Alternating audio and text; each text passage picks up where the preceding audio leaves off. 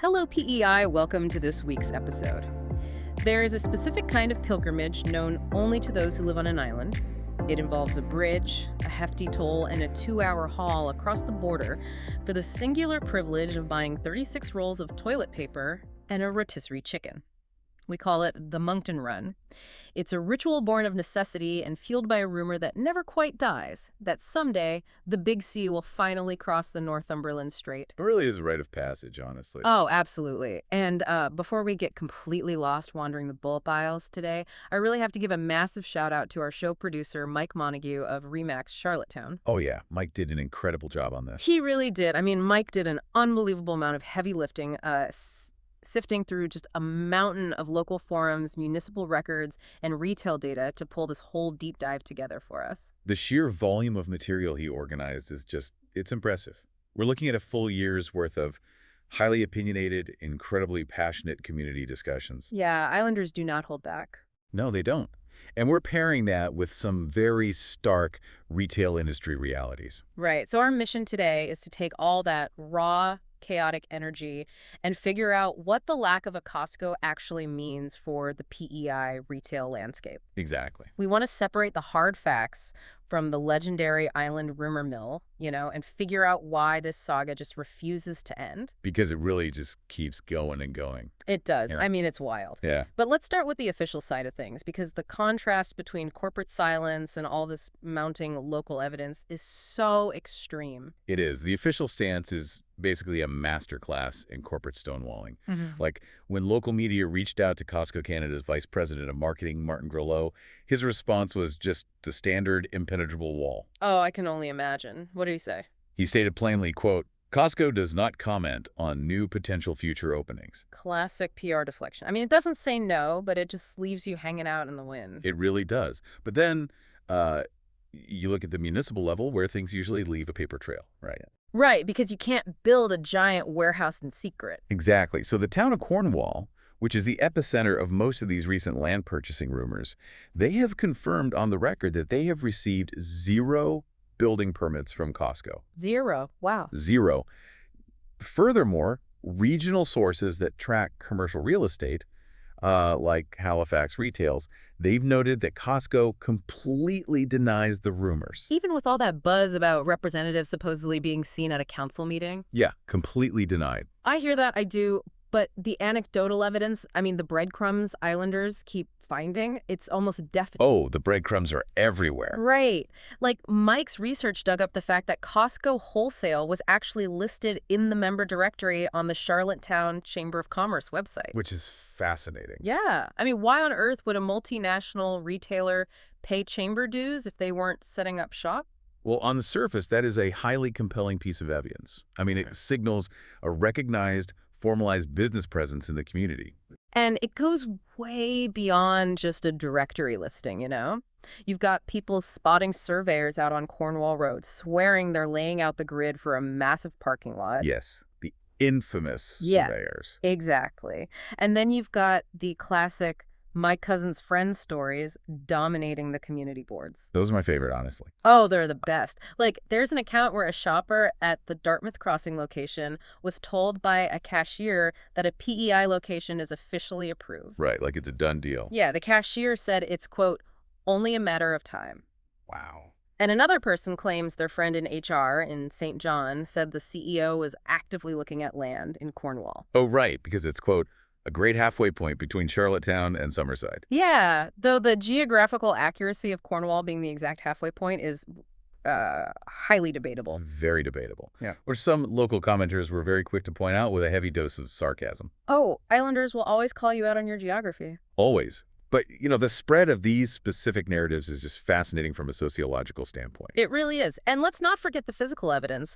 Costco actually had sign-up booths on the island. They did. Yeah, they were at the Holiday Maker Market, an Etsy craft fair, and even the PEI Beer Fest. They were actively signing people up for memberships right here, face to face. Which really throws gasoline on the fire. It does. I mean, it gets so intense that people start making up joke rumors just to cope with the suspense. Like the one about building a Costco on Holman's Island and operating a ferry service to get there at high tide. That one is brilliant. Or the ongoing gag about Taco Bell arriving alongside it to save the province. See, The Taco Bell jokes really highlight the underlying psychology here. Tapas. You know, the humor becomes a coping mechanism for a community that feels slightly left behind by major national retail chains. That makes a lot of sense. But we have to look critically at how corporate strategy actually functions, especially in retail real estate.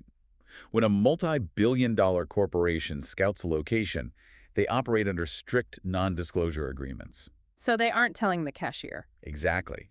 The people working the cash registers in Dartmouth simply do not have access to highly classified real estate acquisition timelines. This feels like a local cryptid hunt for Bigfoot. Everyone has a blurry photo or a reliable source in HR, but no one has an actual building permit. It is very much a modern cryptid. So how much weight should you, the listener, actually give to these pop-up booths and Chamber of Commerce listings versus that corporate silence? Well, you can't fake a physical corporate tent, but you have to look at their motivation. Setting up a pop-up booth is a standard, highly effective membership drive tactic. So they're just hustling for signups. Right. Costco already knows that Islanders regularly travel to Moncton. Setting up a booth in Charlottetown is just an easy, low-cost way to capture that existing commuting market. So it is a targeted sales drive, not a sign of impending warehouse construction. That bursts the bubble for the optimists out there. It does, unfortunately. But it brings up the logical next question. If there is enough smoke to suggest Costco is at least sniffing around Cornwall, why hasn't any dirt been moved? Well, there are three main roadblocks preventing the build. And the first one is just brutal demographics. Lay it on me. It is a strict numbers game regarding the membership threshold. Sources indicate Costco generally requires roughly 30,000 to 50,000 active members in a localized catchment area to make a new location profitable. Okay, 30,000 to 50,000. And how does Moncton compare? To put that in perspective, Moncton currently boasts well over 50,000 active members. Wow, okay. Moncton is definitely hitting the mark. But with PEI's population, hitting that exact threshold strictly from island residents is a tight squeeze. It's mathematically difficult. Now, die-hard optimists will quickly point to anomalies in the Costco network, like Juneau, Alaska. Yes. If Juneau can have one, why can't we? Argument. I've heard that one thrown around a lot. Yeah, it comes up constantly because Juneau is significantly smaller than PEI. Yeah. But the fatal flaw in that comparison is geographic isolation. Because they can't just drive to Moncton. Yeah, exactly. You cannot easily drive out of Juneau to go shopping somewhere else. Okay. The captive audience guarantees a monopoly on bulk retail for that area. And PEI shares a regional consumer base with New Brunswick and Nova Scotia. Right.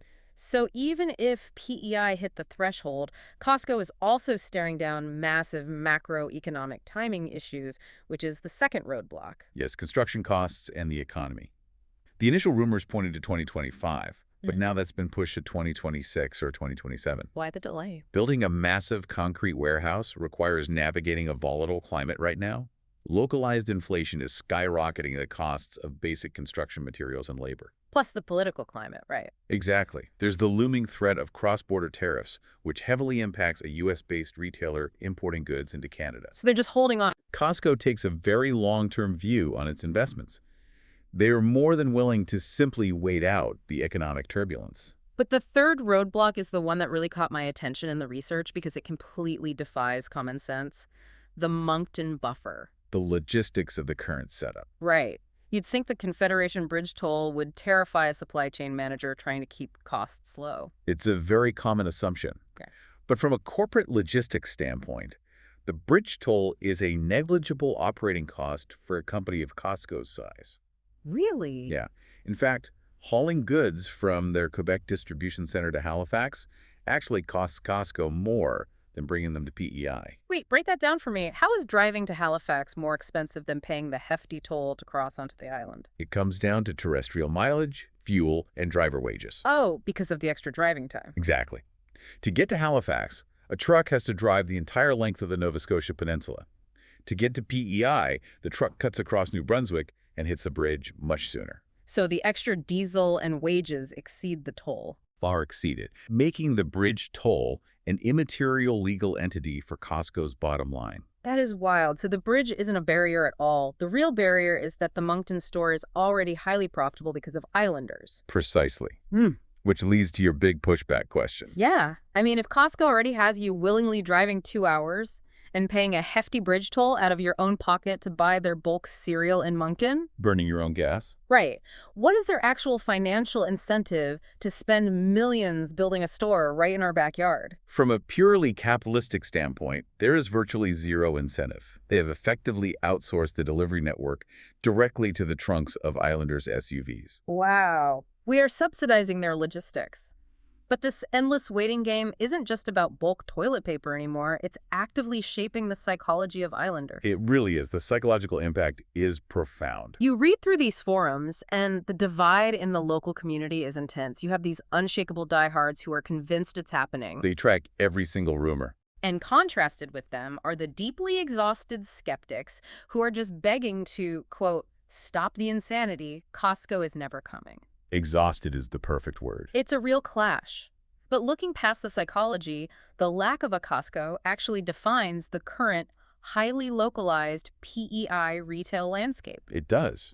And this brings up the social and economic fallout. Right, because if we look at the specific examples from the sources currently, residents can drive up the North Shore and buy day of fresh Atlantic meat and fish at tiny independent shops. That is a luxury that is incredibly hard to find in Nova Scotia or New Brunswick right now. Because big box stores usually wipe those out. Exactly. Yeah. A local Costco could absolutely decimate these small rural stores. We use this double-edged sword analogy a lot. We're all begging to invite this retail giant onto the island for convenience, but we might accidentally crush the local butcher in the process. That's the real danger. So looking at this objectively, should we actually want a Costco? Or is the current retail landscape of fresh local shops a hidden gem worth preserving? It's a tough question. And the economic impact goes both ways, especially when you factor in the Moncton Run. Right, the lost HST revenue. Exactly. When Islanders make the Moncton Run, they are buying televisions and electronics, and New Brunswick gets the provincial share of that harmonized sales tax. PEI sees absolutely none of it. Millions of dollars are driving across that bridge. Which is why local government might actually want a Costco here. But the sources introduced a compelling theory that completely flips this entire debate on its head. The business center plot twist. I love this. It's a great theory. Costco's current Canadian strategy is heavily focused on expanding Costco business centers, like the new one in Winnipeg. And these are different from the regular warehouses, right? Completely different. They cater strictly to commercial customers, restaurants, convenience stores, professional offices. So no giant teddy bears or cheap hot dogs? No food court at all. Yeah. It's 70% unique inventory compared to a standard consumer warehouse. They focus on industrial-scale grocery items and massive walk-in coolers for restaurant-scale meat. Wow. And this ties back to the Chamber of Commerce listing. Perfectly. Yeah. It explains the Chamber of Commerce memberships perfectly. Costco might just be targeting local PEI businesses with shipped sundries rather than planning a consumer warehouse. That makes so much sense. They aren't trying to sell us rotisserie chickens. They're trying to sell deep fryers to our local restaurants. Exactly. They hold memberships in large regional chambers all over to market commercial delivery to small businesses. It shifts Costco from being the grim reaper of local businesses to being their wholesale supplier. It's a total paradigm shift. Mind blown. Well, as we wrap up this deep dive, let's summarize where things actually stand for you, the listener. Sounds good. The rumors of a PEI Costco are incredibly loud, fueled by optimistic sightings and eager cashiers. But the official statements remain dead quiet. The logistics are incredibly tricky. From strict demographic thresholds to soaring construction costs, the math has to be perfect. And the potential threat to the island's small businesses is very real, balanced against the loss of provincial HST revenue to New Brunswick. It is a delicate, multi-layered economic puzzle. It really is. And before we sign off, I must once again send a huge thank you to our show producer, Mike Montague of Remax Charlottetown. Yes, thank you, Mike. His exhaustive research into these forums and supply chain mechanics is what made this entire deep dive possible. We could not have navigated this rumor mill without him. Absolutely not. So, the next time you head out on your Moncton Run, sitting in traffic on the Confederation Bridge, we want to leave you with something to mull over. Consider this scenario regarding the business center model. Yeah. What if the Costco that finally arrives on the island isn't the one with the rotisserie chickens and a food court that you're hoping for? Right. What if it's a commercial warehouse meant to supply the very local businesses you're worried about losing? Would that satisfy the island's Costco craving? Or just start an entirely new rumor mill?